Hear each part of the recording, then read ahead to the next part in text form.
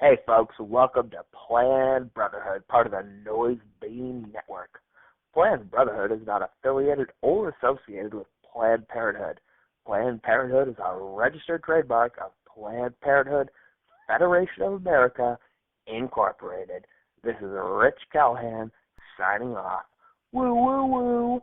You know it. It must have been, it must have been, it must have been a happy time. It must have been, it must have been, it must have been a happy time. The sun would shine, the candy bars, Kool-Aid flowing like wine, the comic books, the TV shows, the bubble gum, the kitty cat. So in every sense of the word, would you say it feels like it's been 3 years since we started this? Since we started. Oh, the show? Yeah, come on. It's our 3-year anniversary, everybody. By the time this goes up, it'll be officially 3 years since the first episode posted. And boy, do we sound drained. Yay. I guess that feels about right. 3 years? Yeah, it's crazy, though, to think that your daughter was personality-less when this first started. Like, basically, right? We didn't have any adorable Sophie stories then because she just rolled around. And was kind of an asshole, which isn't too different, No. really. I guess that's what I was asking. What's changed? We're still driven as ever. In celebration, we saw each other without shirts on today for probably the first time in a few years. It was fun. Yeah, went to a barbecue. Today is the 4th of July as we're recording, I should also say. Did you do what I did, which was in the bathroom changing into your shorts or whatever? You take it off and do a little cursory glance at yourself? Yeah, look in the mirror. I absolutely did that, See, can I actually do this? And how quickly can I get in the pool? Yeah, well, you guys, when I went out there, you'd already been in the pool, but Sophie really wanted to sit on the little floaty thing out there. And so my plan, which eventually backfired because I didn't put the shirt far enough back, was I came out wearing just a white T-shirt and my swimming trunks and waited until the last possible second to jump in and tore it off and threw it. But nobody seemed to be too judgmental. No. Everybody seemed to be in better shape than us. Oh, certainly. But when you invite us to a pool-ish party, you gotta you know what's going on.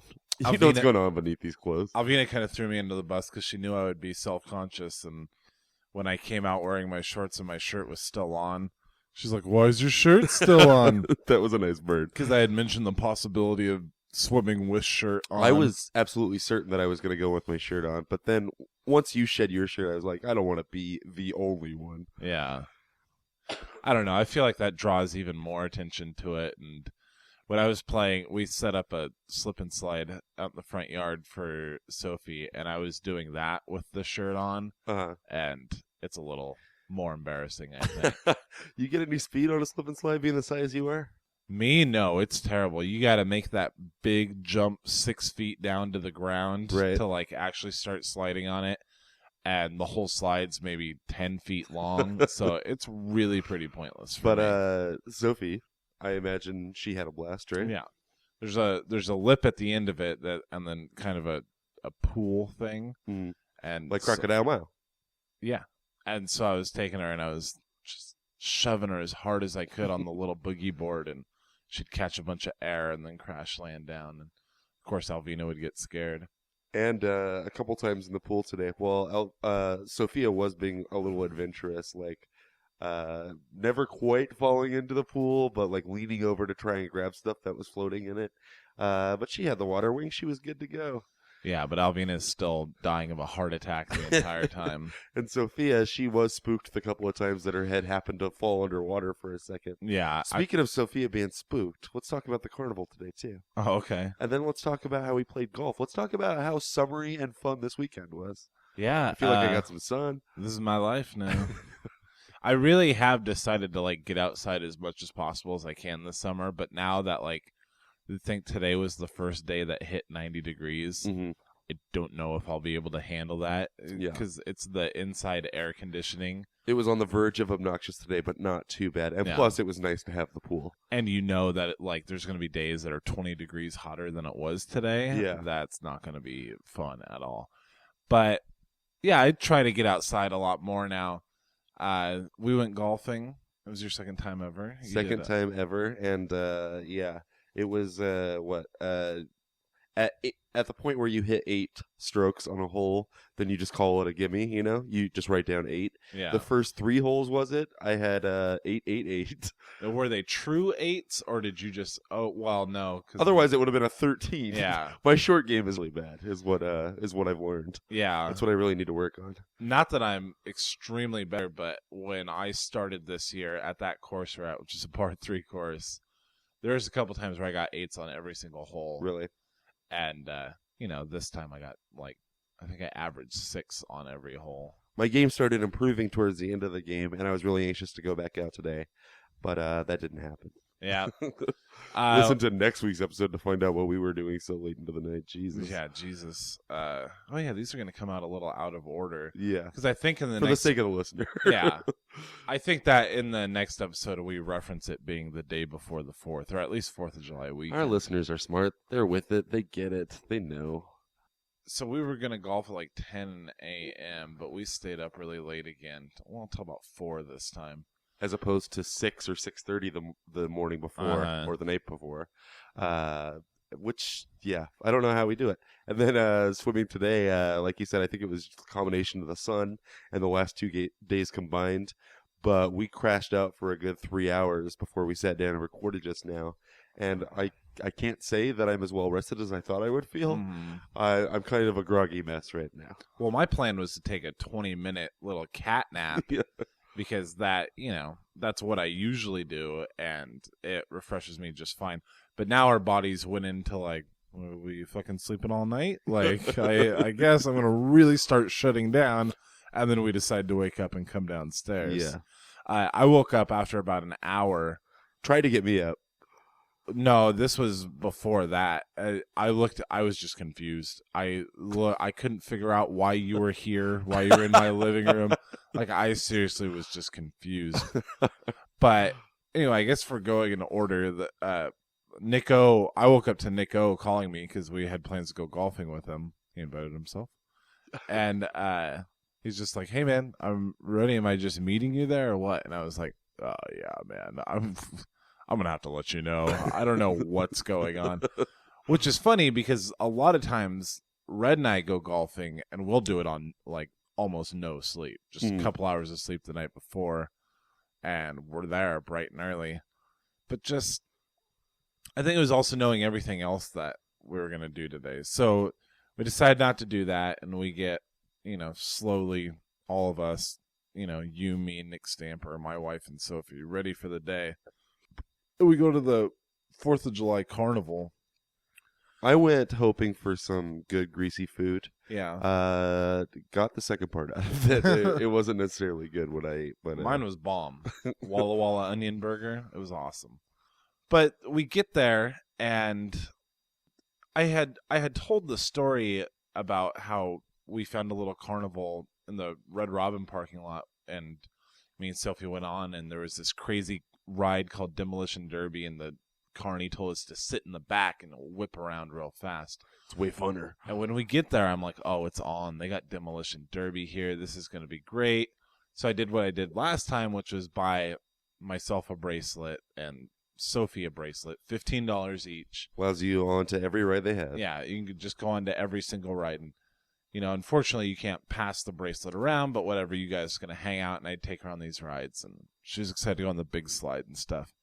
But we get there, and also at that Red Robin carnival, there was, in the way corner, sort of hidden by all the game booths, there's this thing called a monkey maze. And I was like, Sophie, you want to go on this monkey maze? And it's just a little fun house that you walk through, and there's pictures of monkeys, paintings. Yeah, they always have different themes at fairs and stuff. Mm. Sometimes it's the rock and roll tunnel, and they blast some Sting. And yeah, is that rock and roll? I don't know. Go. and she had said yeah, but then when we got to it, she was way too scared. And I remember my heart kind of breaking because I was like, "You don't want to go on that? Are you sure?" And then she was just like, when we were leaving, she had kind of a quiver lip, and she was like, "Maybe I'll try the monkey maze when I'm 4 years old, Dad." And I was like, "Oh, don't worry. Let's go on some other ones." And we didn't leave. But so this time we get there, and immediately there's the monkey maze, and it's right there in the dead middle. Very prominently displayed, this Yeah. particular one. And so when we're buying the bracelets, she's being pretty dumb. She won't, she wants me to hold her, and she See, I didn't won't- recognize anything was happening then. Yeah. She wouldn't look up, and she wanted me to hold her, which I wouldn't do. And I was like, no, you're being dumb. It's just there. We're not going to go on it. Don't worry. And then, so first thing I want to run to is that demolition derby thing, and the pink car is open, what she loves. We sit in the back because we were told so by the last carny. And everything's falling together. she just won't open her eyes because the monkey maze is next to it, and she just won't open her eyes. She won't enjoy herself. We get off, and I'm like, all right, well, what do you want to do? The slide? No, she doesn't want to do anything because the monkey maze is there. So I paid $30 on 2 wristbands for my daughter and I to ride this one stupid fucking ride. And that was it. Yeah. And that really could have ruined the rest of my day. If I was dad, that would have been Well, I don't remember if I asked you earlier as it was happening, but can you imagine the same exact scenario and it was Dad? He would be yelling at you to the top of his lungs about the $30 fucking dollars I just spent on this, just flushed down the toilet. He would have cooped out. Yeah. And I could tell you were frustrated at first when we were sitting in the beer garden discussing it like gentlemen, but you're not going to take it out on her. Like, if she's afraid of the monkey maze, she's afraid of the monkey maze. Yeah, and you know, it's a little racist, but I tried reasoning with her. And I was like, it's just there. That's it. We don't have to go on it. You don't have to look at it. It's just there. But she just did not want to go on that side of the fairgrounds at all anymore. Which is where all the kid rides were. Yeah. But we still, had fun enough sitting in the beer garden and them sitting right outside of it and just finding a bunch of food to eat before the barbecue. So then the barbecue happens. We took off our shirts. Again, like gentlemen. 24-pack of Corona. Got that all iced up. Got the water rings for Sophie. Played our first game of beer pong ever. Played with his brothers. We lost both rounds that we played, but both times were squeakers. Yeah. Especially that last one. I feel like we had it. So that was fun. Yeah. Yeah, it was a lot of fun. My friend Bryce. Thanks, Bryce. Like I said, I feel like Who had a very, very tanned girl in the pool when we first arrived. Yeah, I had no idea who that chick was. Look at her. Oh, my God. So tan. Are you saying this negatively or positively? Neither. I mean, she was an okay-looking girl, but, I mean, she was just brown, dark brown. I honestly assumed it was her skin color. I didn't pay that much attention. No, I think she was the Caucasian who obviously uses the tanning bed as well as the sun. This might sound kind of sleazy because there were only 2 girls there aside from your wife in the pool. So you can really zone in on who I'm talking about. But it's a little distracting playing beer pong, for instance. And boobs hanging out. Like, I'm not used to that. Yeah. And then plus just my big pasty beer gut hanging out there under the water. I was insecure about the whole day. She's like, let's take it over, because it's a floating beer pong table. She's like, let's take it over in the shallow end so we can stand up. And I'm like, oh, sweet. So everything's exposed. Did you notice whenever it wasn't my turn, I was crouched down, just my head hanging out? Just taking it in, guys. Very summery weekend. I feel like I've accomplished more this weekend than, well, to be fair, it's only gotten nice recently. Yeah. It feels good to get out there, though. I've been taking Sophie to the park a lot lately. And I played, like you said, when we played golf, I had so much fun, even though I had no idea what I was doing. And you and Nick Stamper, who were the only other 2 there, were very nice because I was asking for your help. Like, which club should I use? And then you guys would give me tips on my stance because I have no idea what I'm doing. Mm-hmm. Literally the second time I've ever played. But I had a blast. We were out there for, 2.5 hours, 9 holes? Yeah, it's usually an hour-long course, but we were out there for about 2 hours. Because, the cliched idea is, golf, that's like an old man thing.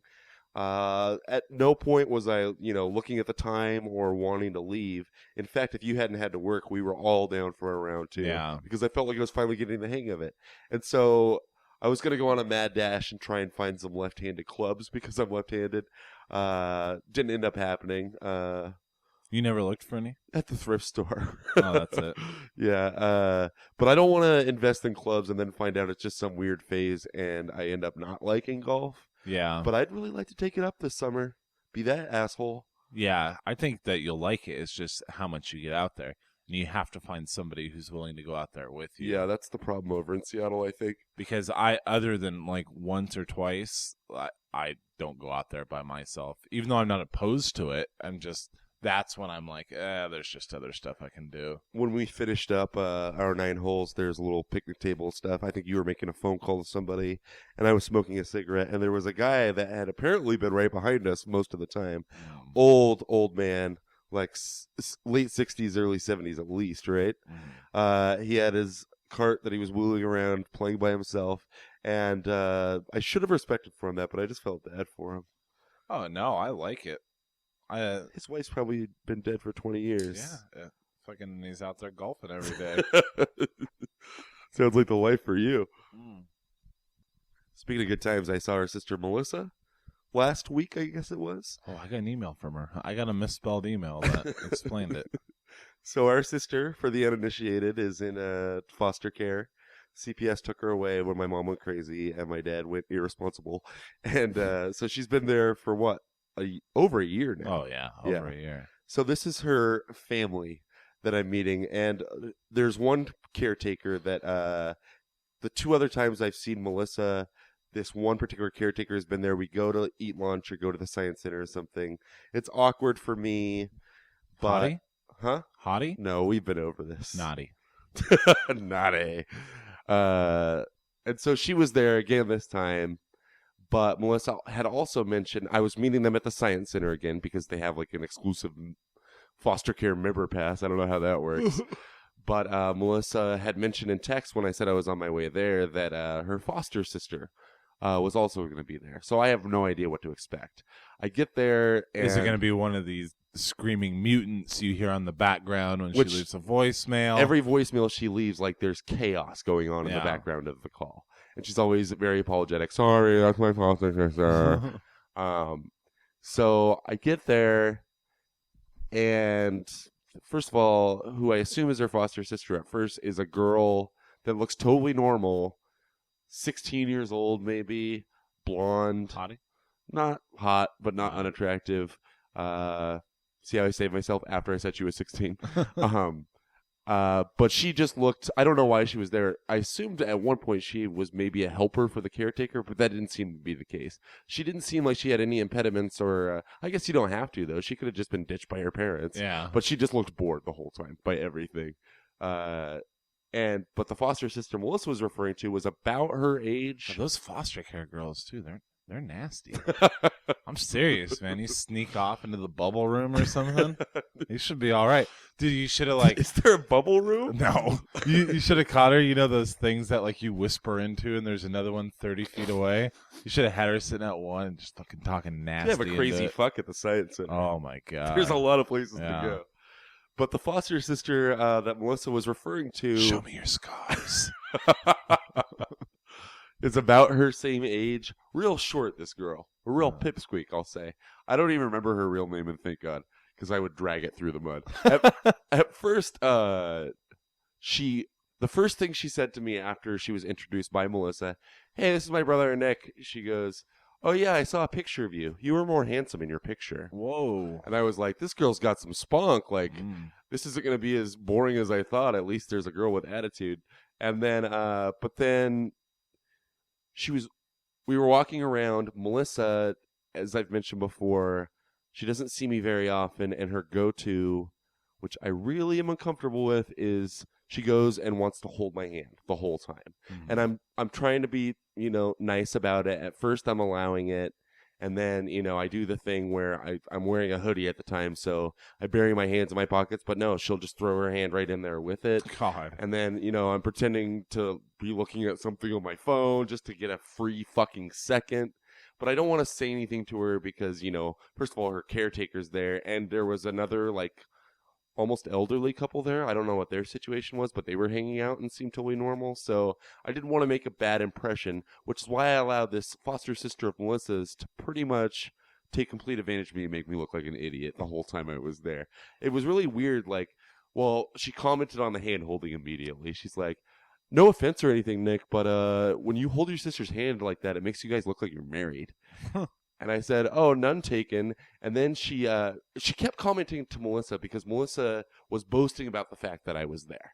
And she's like, "Yeah, my brother PJ couldn't be here, but Nick's my oldest brother." Just talking about me and the fact that I was there, not enjoying my being there, just commenting on the fact that I was. And this girl seemed really resentful because she has some older siblings apparently that she hasn't seen since she's been in foster care. So she kept telling Melissa, "Shut up, shut up, shut up. Quit bragging that your brother's here. I don't care." And then turns to me and says, "Nick, you'll be my brother, won't you?" What? How old is this girl? About Melissa's age, I'm guessing. Maybe a little younger. Probably a few years A younger. little jacked in the head too. Yeah, I'm gonna get to it. Okay. She turns around and asks if I'll be her brother. Caretaker's looking right at me. I don't know what to say, so I said, "I'll be your brother for the day." How about that, right? Perfectly respectable answer. And so she takes that as I'm gonna, even though I just made fun of Melissa for it, hop up on your other arm. Whoa. And I am so uncomfortable. We're just wandering around the science center, and I've got these, two helpless, weird girls hanging on to either side of me. And, there's hotties walking by that work there, and I'm like, what? And so, and they're constantly fighting, because Melissa's really jealous now that this girl's holding my arm. "Nick, why are you letting her do that? I'm the one that's your sister." And the girl's like, "Shut up." She constantly cuts Melissa down. "Shut up." Then it started getting physical, and I could see why this girl had some problems. Like, Melissa would make some comment or say something stupid that this girl did the day before, and she would flat out, like, punch her in the arm. Caretaker's not doing anything. Melissa's on the verge. What is this caretaker? I don't know. And I'm like, "Well, you shouldn't hit each other." And then Melissa, like, every time it happens, which was a lot, she would be like, "Nick, why are you letting her hit me?" And I'm like, first of all, this sounds like a nightmare. It was the worst. And I should say, because I had to rush off to work because I was going in early that day, this whole thing lasted less than 45 minutes. But I was fucking miserable. So the girl is constantly hitting Melissa, telling her to shut up, but her catchphrase, and this is the only reason I wanted to tell this is what I knew it was a story in my own head, was the girl, the first example of several was, I didn't say this part, but she asked if I would be her brother. I said, "I'll be your brother for the day." She holds my arm and she says, "If you had told me no when I asked you to be my brother, I would have broken both your wrists." And she kept threatening that to Melissa too. "I'll break your wrists in half." Or she says, she sounds like this girl's had her wrist broken. Yes. And then she says, "My stepmom was really mean, and I get that from her." That was her reason. It was just the most I was so happy to be gone. Yeah. And, I get texts from Melissa saying how much fun it was to see me, but really, was it? You were just fighting over me with this weird girl who threatens to break your wrist probably every night before you go to sleep. Yeah, that's pretty rough. Now I'm kind of concerned about Melissa's foster care situation. Yeah, it was weird. I mean, I knew that she lives with people that have issues, but just speaking for the caretaker alone, she was doing nothing to keep this girl in check, who's physically hurting her sister. And then at one point... She never said no punching? Huh? She never said Nope. Don't punch her? Nope. Wow. And I eventually was like, "Well, guys, tone it down," not knowing my place. Like, who am I to say stop? Well, I guess she is my little sister. Mm-hmm. But then the hand-holding thing was the worst. And so finally I got to a point a half hour in, and I'm like, "All right, guys, arms need a rest." And Melissa gets in gloat mode because she's been mad the whole time about it. "Ha ha, Nick doesn't want to hold your hand anymore. Doesn't want to hold yours either, idiot. I'll break your wrist." It was a lot of fun. What they doing? Like, what did they think as 18-year-olds like of the exhibits and stuff at the Science Center? Totally bored by it. Like, Melissa, and I think I mentioned this because the last time I saw her, we were at the Science Center as well because of that membership. Melissa is totally bored, totally just focusing on me and where my hand's at and how she can hold it. I've never had that problem with Melissa, by the way. That is so weird. I mean, she obviously gets way too close for comfort, but never the hand-holding thing. Yeah, it was like that before they even CPS came in and took her away, but I mean, it's to a new degree because I used to feel a lot better about telling her to knock it the fuck off, and now I just feel bad about it. But as far as the Science Center exhibits themselves, could not have less interest. Like, she's just bored, looking at me, saying the same 3 things over and over again. But then walk by that fucking gift shop. "Nick, will you buy me a hoodie that says Seattle on it?" I'm like, "Really?" First of all, you probably have 6 of those at home from when you lived with Mom. Yeah, I was going to say, she's got Mom's taste in clothes. Oh, let's talk about that a little bit too, huh? About Mom? Mom's situation. Okay. Did you have any other questions about the Science Center? Do you know why when you rub a head on your balloon, it sticks to the ceiling? I'm laughing more at your incorrect phrasing than Yeah, I know. anything. Switch those words. Switch balloon and head, and that's a funny joke. So Mom, who I have a Facebook strictly relationship with, and really, realistically, I haven't replied to an IM that she sent me on Facebook since my birthday, because she said happy birthday, and I said thank you. But she's constantly keeping me updated on how poor they are since her husband, our stepdad, lost his job. And she's been out of work for a while, and realistically will never have a job again. Yeah. Can you imagine? Yeah, I can't see her working ever again. And so, she's asking me for tips on unemployment, which, to be fair, I know a lot. I've been suckling off that teat for a few years now, partially. So, but I honestly, and I won't get too into it, but based on what I heard he got fired for, I was pretty sure he wouldn't come through with unemployment. And then she's telling me that she does the same thing Melissa does, where she starts an IM as if we've already been in the middle of the conversation. Yes, it looks like we're going to get evicted. I'm like, well, what am I supposed to do with this information? Remember when I asked you for $180 when I was 20 to get into the union for a job I got, and you fucking scoffed at me? Yeah. Sorry that your life's falling apart.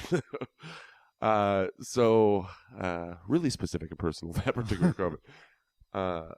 So... She was even hitting Lori up for money when Lori would come to visit. I could believe it, of course, once Lori said that, but have you no shame? Oh, yeah. I would never ask anybody to borrow a significant amount of money. Also, anymore. like, after over the last year, just randomly her always picking fights with Lori, too, based on, like, Melissa and the CPS thing. Yeah. And just fucking anything. Yeah. It's like, I'll forgive you if you give me $400 for my rent this month. And she's behind on child support, which apparently she has to pay. Which I had no idea. Yeah, that's pretty sweet, though. And they'll have to do it till Melissa's 21. And then I was like, and Lori had a lot to do with that, with like during this whole CPS thing and getting her declared something, special needs or whatever, to where now Mom also has to pay child support and Dad has to keep paying until she's 21.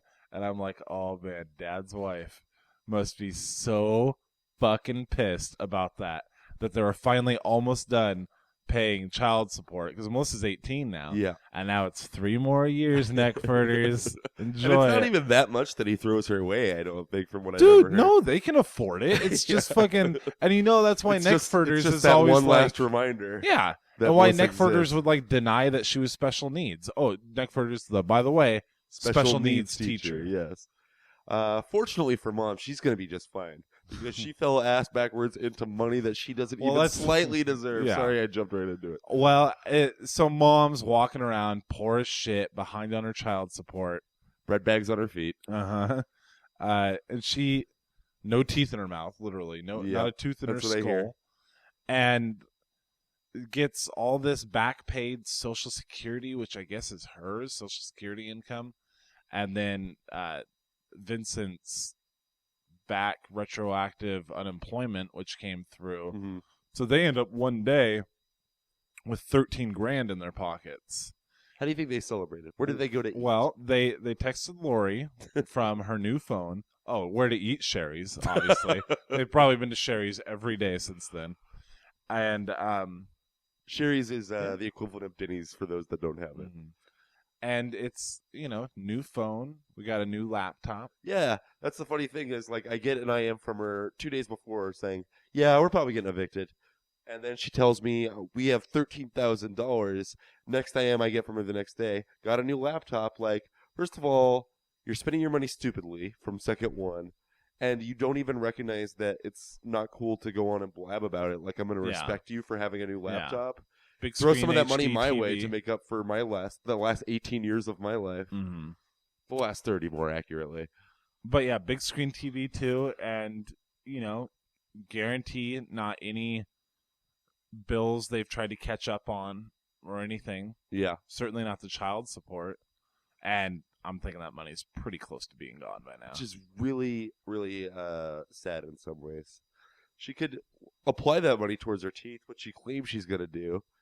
4 hours. Jeez, we've been neglected for somebody. Doesn't she feel that? Doesn't she? And I don't really care, but you have to care. Kick a little bit of We it our had- way. She's not even thinking about We that. had full dental coverage our entire growing up and just didn't know it. And Yeah. we've got the worst teeth of any two guys our age I know. I know, and we had it's something full- I constantly think about. Not like in any cosmetic. sense. Like we couldn't have got braces for free or anything. But how I would sit there with teeth rotting out of my face and it just hurt so bad I wouldn't sleep for days. And they just didn't want to take us to the dentist. They just didn't feel like taking us to the dentist. And then I only find out later, I mean, I think I was like 17. And Dad was like, you could have been going to the dentist this whole time. We had the coverage. But your and fucking your mother. fucking mom was just so lazy. I'm like, okay, Dad, well, I'll think about how lazy she was, and it was all her fault when I'm fucking, counting how many teeth have fallen out in the last couple of years. Yeah. Oh, God, I fucking hate those guys. I really do. But you're making up for it now. You're making up for it now. No. You're raising your daughter wonderfully. Yeah, well, I would trade this podcast to have had parents that gave a shit. Although it is nice not to have family obligations on 4th of July and Christmas and stuff. Yeah, although that kicked in later in life for us because we didn't celebrate for the most part growing up. But yeah, you're right. Like, there's no obligation to do anything now. I am happy not to reply to Mom's million Facebook IMs. Yeah. I feel a little bad about the Melissa thing, though. I should have told that girl to back off way earlier. Well, at the end of the story, too, tell her what the lady said about the next time you see Melissa. Oh, I think her caretaker, who made no effort to say anything, or, hey, can you back off? That guy's not your brother. You don't know him. She just let everything happen as it was. I ended up, because right away, like, I felt bad because I knew I was only going to be there for 45 minutes. And my excuse was they wanted me to go into work early, but that was absolutely legitimate. Turns out I would have made that excuse anyway, given how bad it was. But, yeah. Nick, are you going to go to Laser Michael Jackson with us? It starts at 2:45. You don't have to be at work till 4. Meanwhile, that's the only part she enjoyed of it last time. Melissa's a big pothead.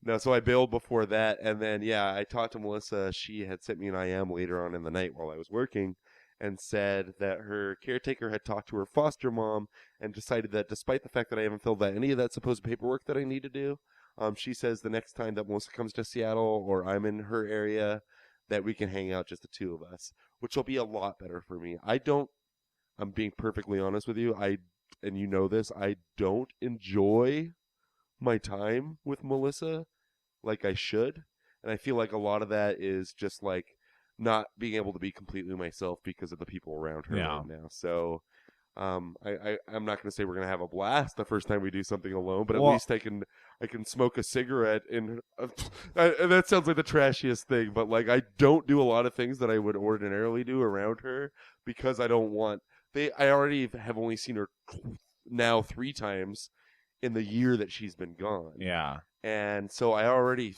look like a skis ball. I'm not going to fucking light up a cigarette while we're walking around the science center. But yeah, so we'll go to the bowling alley. I'll throw a bag of Sour Patch Kids at her. I would like to see her under those circumstances too. But then I think, what would we do? Yeah, that's And the problem. The only thing I think every time is movie.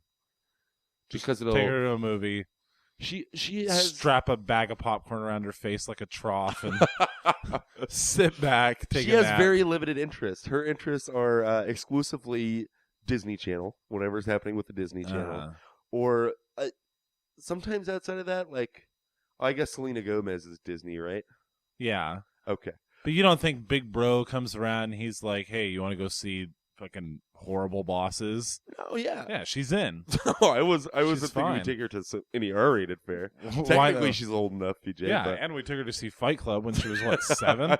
Maybe that's why she ended up where she is today. All because of that time we took her to Fight Club and told Mom we took her to see Superstar. Like, she ate some weird food off the ground she was sleeping on, and she just slept on the floor, didn't she? Yeah. Anyway, I was on to something. What were we talking about right before that? Just seeing Melissa, and he said he'd throw a bag of Sour Patch Kids at her. And, yeah, going back to the gift shop thing, Nick, I really want a hoodie that says Seattle on it. Well, I don't have that $60 to throw at you. Well, she has small. She's got 13K. Yeah. And apparently she loves you. She claims to in her status updates. I don't even see her status update. I could be making that all up. Melissa, like, that's the thing is I don't see her very often. I know I should, but she drives me buggy from second one because she just wants shit from me. She's sending me texts as I'm on the bus there saying, man, I really wish that I had a hot pink iPod. And I'm like, okay, why am I getting, like, I'm going to stop off at Westlake Center on my way there and drop $300 on, and this is to quote an earlier episode, she's going to drop that thing in the toilet on day 2. Yeah. Like, I don't see myself. First of all, it's a Justin Bieber machine. That's all it's going to be, is a Yeah. Justin Bieber player. And he doesn't have that many songs. Oh, that's another thing. Her foster sister was apparently borrowing whatever MP3 player Melissa's using right now and was listening. She had her earbuds in the entire time I was there and would be singing along with some poppy bullshit and go, Melissa, this song's gay. Why do you have this song? Meanwhile, she knows all the words. Jeez. Good times. Melissa, also, yeah, sorry, I don't have your hot pink iPod for you. Man, I really would like to see Selena Gomez this year at the PL Fair with you. Can you imagine me sitting through that bullshit? I did take her to see Weird Al at the PL Fair once, and she loved it because she's into Weird Al, and I was too. Like, that was my jam when I was like 14. So it was fun for me just because that was the first concert I'd ever seen. It's pretty much the same show 15 years later. But that I don't mind. But fucking sitting there at the PL Fair watching some pop bullshit, not for me. And yeah. I tell her flat out, like, I have no interest. But she keeps pushing it like I'm going to have a change of heart. Maybe I will. Maybe the listeners will convince me I'm a dick brother. You know, we take Sophie to the fair pretty much every year for her birthday. Never again, now that Monkey Maze has happened. What do you think? How disaster would it be if we were, like, brought Melissa and used her to be the one to go on all the rides with Sophie? I think you know my answer to this. You think it would be a disaster? I think it'd be a pretty bad time for everybody. Really? I'm going to start with Sophie because Melissa gets really, really handsy and wants to be an aunt by chasing Sophia around like Sophia's a cat and she's Elmira from Tiny Toon Adventures. Nice, I like it. But so Sophie's not going to be having a good time, and you're just going to be frustrated with Melissa for being so handsy with Sophie. Plus, I'm zoning in on one thing. Alvina has very little patience for Melissa. I know she does. One thing I admire about Alvina, though, when she's around Melissa, is that she doesn't talk down to her. She flat out talks to her like an adult about why she shouldn't be doing the thing she's doing. Yeah. Why she shouldn't be eating her pizza exactly that way when there are other people having to watch. And if Melissa mumbles something, Alvina won't let that play. She'll go, you have to talk to me normally. Yeah. And I don't think we're particularly good about that. We know how weird Melissa is when it comes to a lot of things, and we just let it pass without comment or comment to each other about, oh, boy. Uh-huh. And that's not fun for her, I'm sure. But she likes us more than Alvina because we don't keep it real. I remember when you were engaged to storytelling, she would always tell me how much more she likes storytelling than Alvina. Yeah. Like, yeah, I really don't care. I don't care who my sister likes better. Storytelling would go through phases where she's like, we really, she would talk about once we were married, like taking Melissa in and having her live with us. I'm like, that's because storytelling's just got a beautiful soul. She just wants to be so helpful for everybody. I love it. As part of our 3-year anniversary, let's take her to task all over again. Yeah, cause tons of drama. I will end on a special note for our 3rd year show. Storytelling, episode 27 of our show, so well over 2 years ago, is the one that first got us in hot water as far as, people are listening to this and reacting to it. And I'm going to apologize to her personally because I feel it was unfair the way I attacked her. I feel bad about it sometimes, and I haven't talked to her, of course, since. Yeah. But like I feel like we probably could have gone ahead and not used her name. Well, yeah, that was our first big mistake. But I don't feel bad about it. No, I mean, I feel like The only reason I ever felt bad about it or thought about it later on was for selfish reasons. Like, oh, fuck, I'm going to her brothers are going to beat me up. Yeah. No, I just wanted to get that out there. I've almost done it on mic before when she's come up, but there's really no reason, and I will never go back and listen to it again. And she has her alarm clock set to it, so she still hears it every day. But I mean, it was just petty bullshit. I'm sure I didn't even have.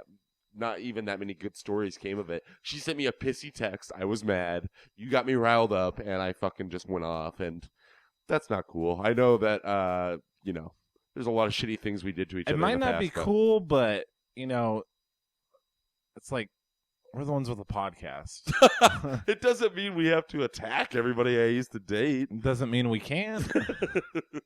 All right, so you've learned nothing in 3 years of recording. I'm just saying that, like, I don't have any moral issue with what we did, except for maybe using her name. Yeah. That's it. Mm. Everything I said I felt was true. Obviously, you had a relationship with her. Right. I don't expect you to apologize or feel bad for it. I'm just saying I won't.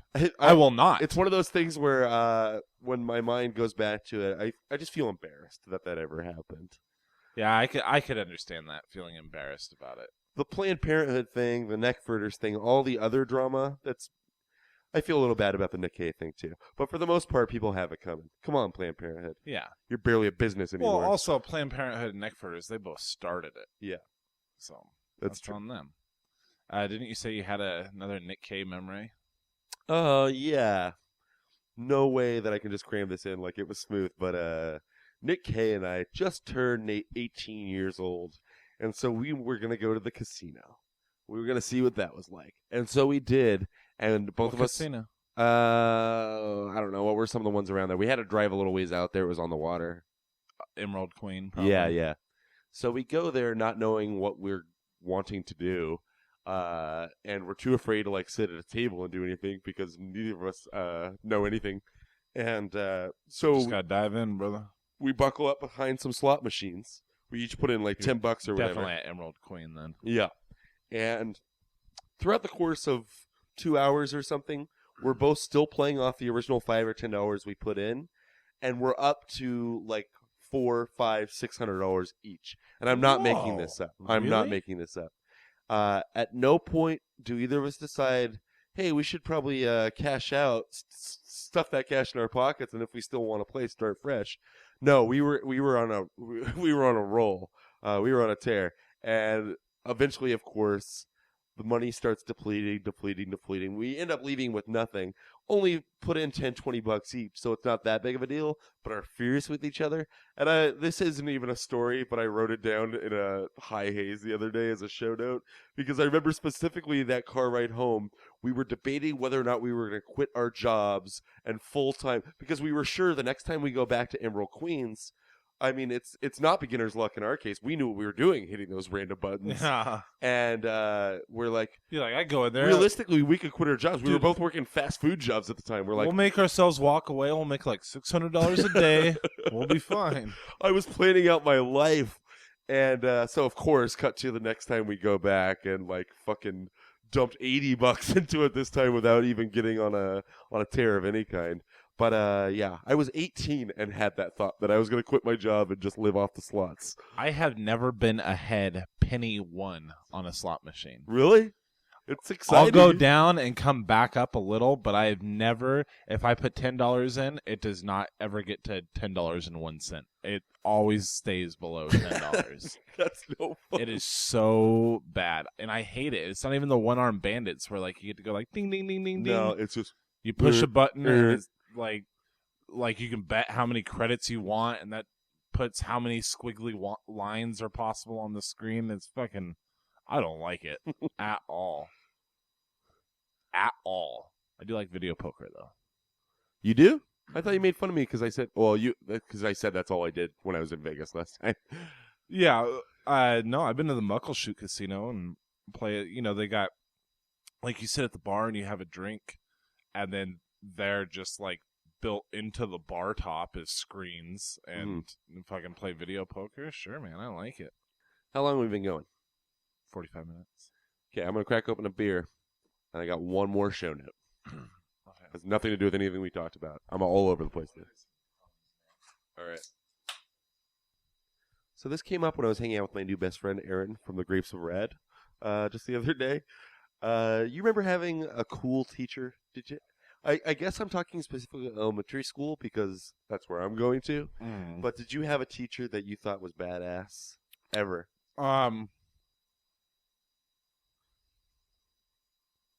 No.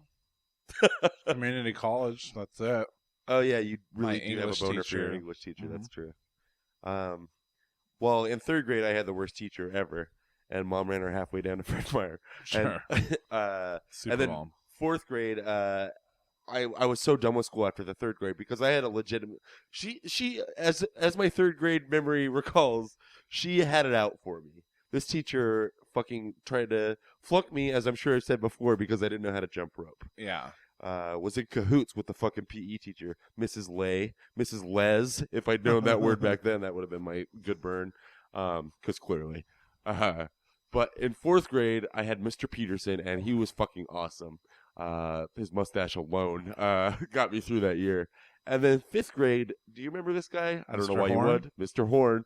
He's my teacher, but Mr. Horn, Black guy? very stoic looking black man. I'm probably just remembering Morgan Freeman somehow, like balled up in my head.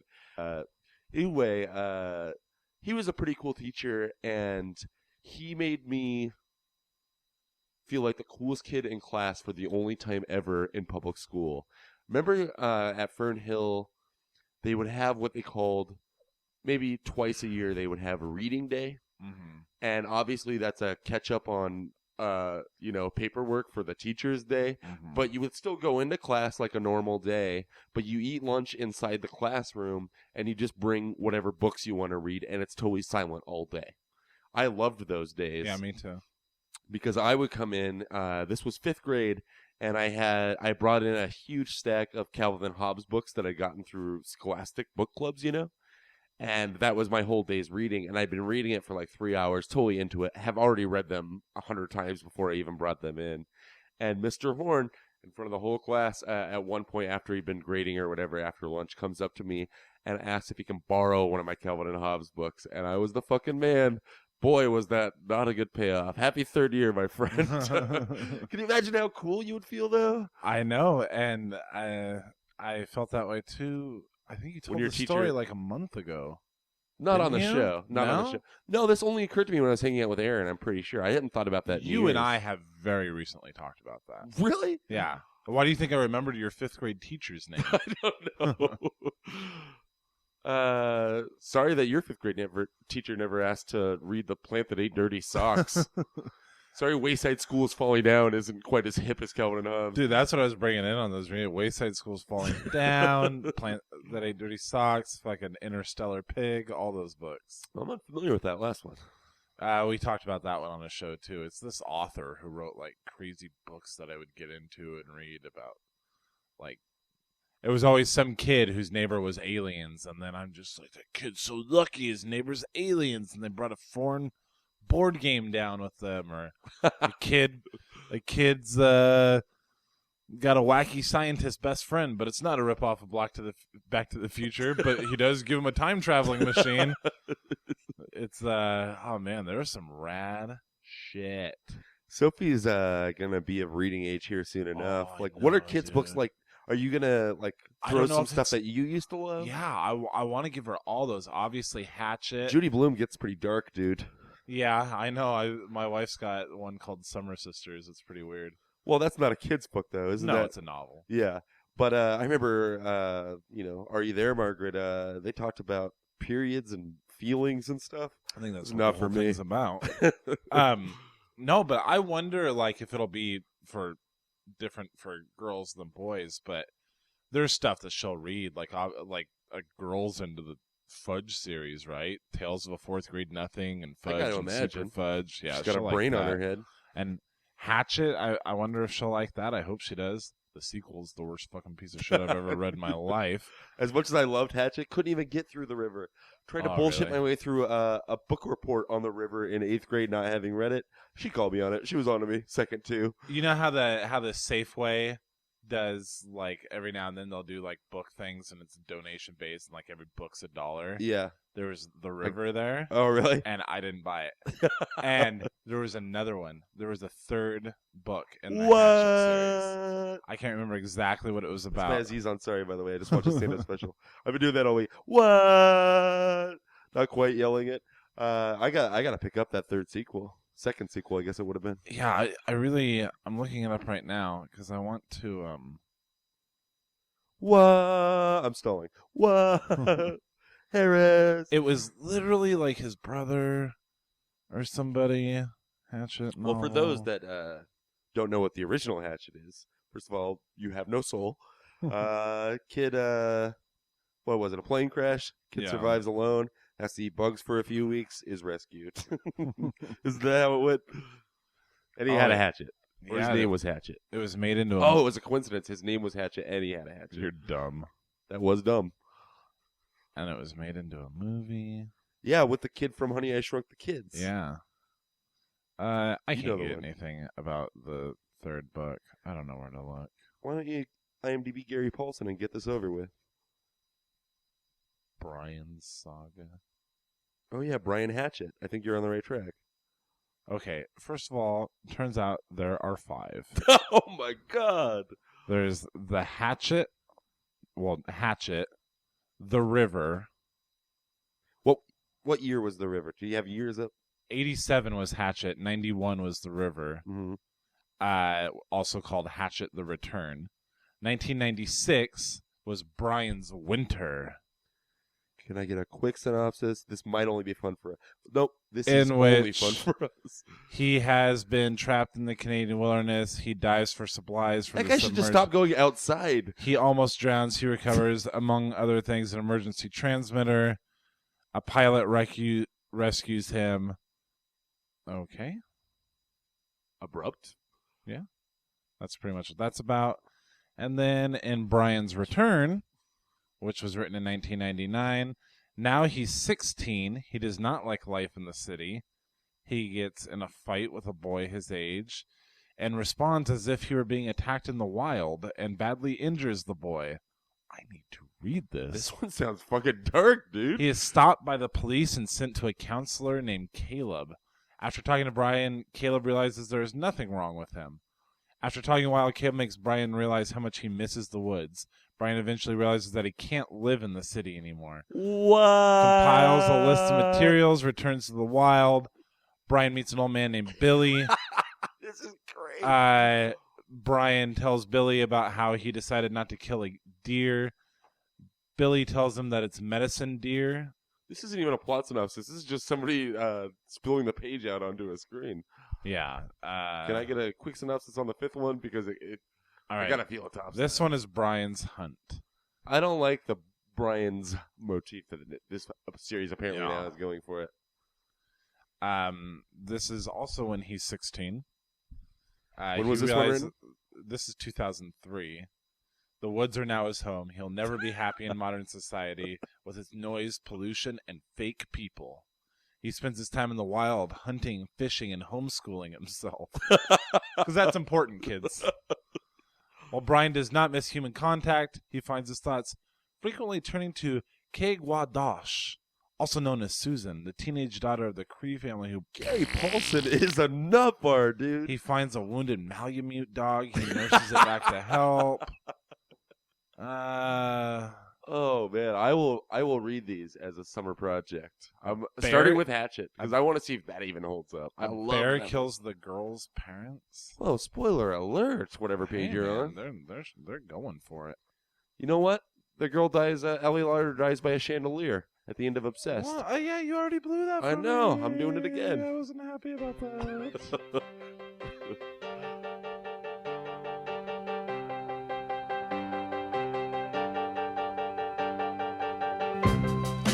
End of the spring, and here she comes back. High, high, high, high.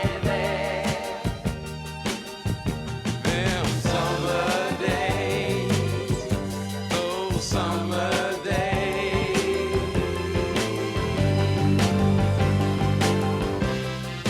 That's when I have most of my fun back. High, high, high, there. Them summer days, those summer days.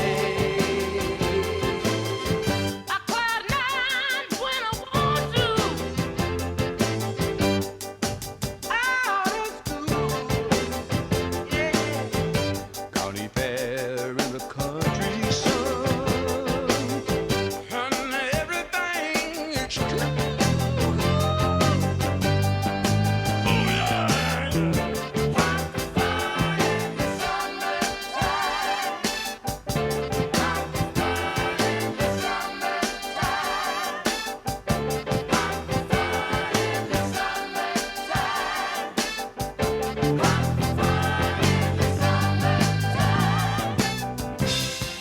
First of the fall, and then she goes back.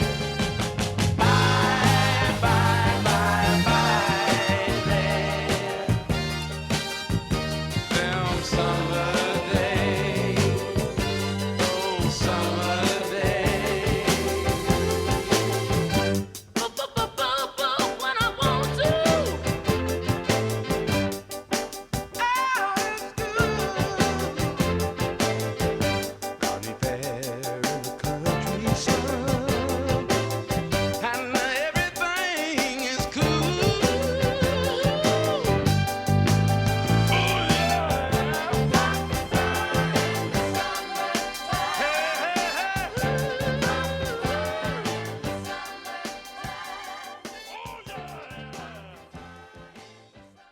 What?